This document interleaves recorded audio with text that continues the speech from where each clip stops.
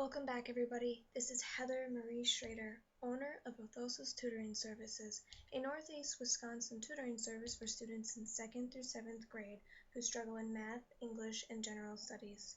Look forward to upcoming summer tutoring that will be available to 2nd through 7th graders within Northeast Wisconsin and the United States.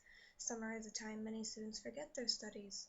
Orthosis will be offering refresher classes and individual assessments for anyone in the U.S. If you would like to learn more, visit www.orthosistutoringservices.com and click on Contact. Send any questions you may have and see what Orthosis can offer you today. Spelling, grammar, phonics, vocabulary. Where can someone find all these things? A computer? A teacher? No. Though a computer and a teacher can give you these answers, where can someone find these things within a single object? If you said dictionary, you would be correct. I consider a dictionary an old school style of learning and a new school style learning. It's old because students have been using dictionaries since the 1600s. Robert Cowdery is known to have written the first English dictionary in 1604. Using educational texts from Richard Mulcaster's Elementary, published in 1582, and Edmund Cody's English School Meister, published in 1596. On the other hand, dictionaries are also a new style of learning, due to dictionaries being digitized. Electronic dictionaries are being reimagined every year to fit the needs of students who deal with the changing curriculum and state standards. In regards to the state standards, students are required to know more to graduate than previous alumni. Students are expected to have a more advanced vocabulary at a younger age. This can become challenging for some students, and this is why I created the Dictionary Challenge. The Dictionary Challenge is more than a vocabulary game. The challenge will help with spelling, grammar, sentence structure, and phonics. Since dictionaries show the definition, spelling, parts of speech, and phonetic alphabet, this information will be used to help understand where a word is placed, why a word is put in the sentence, and how a word is said. If you follow these easy steps, you can start the Dictionary Challenge today and start growing your vocabulary. And just give me 1 second for this website to pop up for me. I'm just going to take a little bit here. Sometimes the internet gets a little bit slow.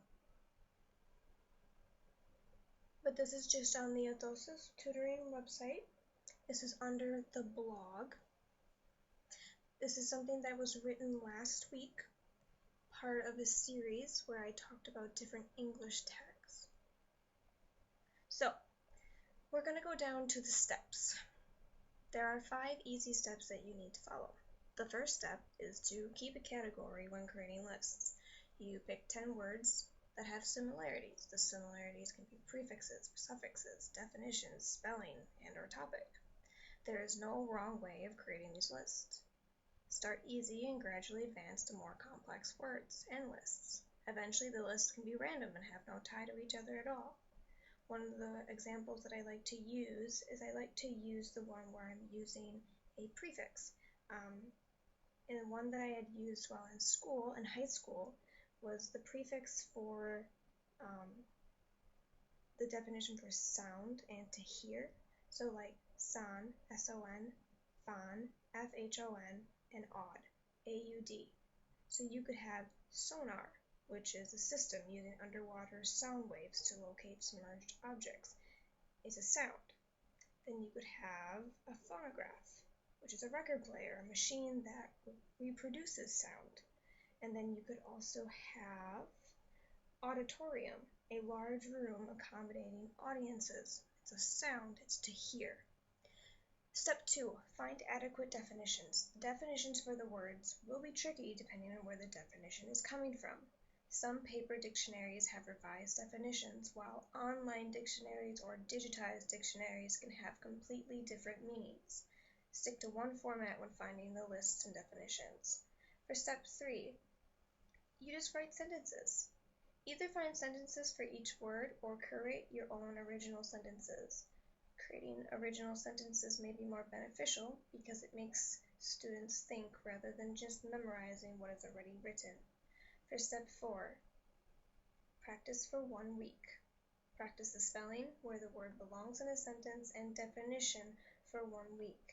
The goal is to test at an 80% or higher before moving on to the next list. And step 5, you create another new list. Pick another 10 words. Throw in challenges each week to keep the dictionary challenge a learning experience the students won't forget. Each week come up with different prefixes, suffixes, and make just random lists, something that will challenge you. Always remember that you can learn anything with the right tools and resources. Sometimes that means getting a degree and going to college, while others utilize tutors and their unique ability to work in virtually any environment. Find what works for you and start learning. This is Heather Marie Schrader, owner of Athosis Tutoring Services, where you can overcome the hassle of struggling in school.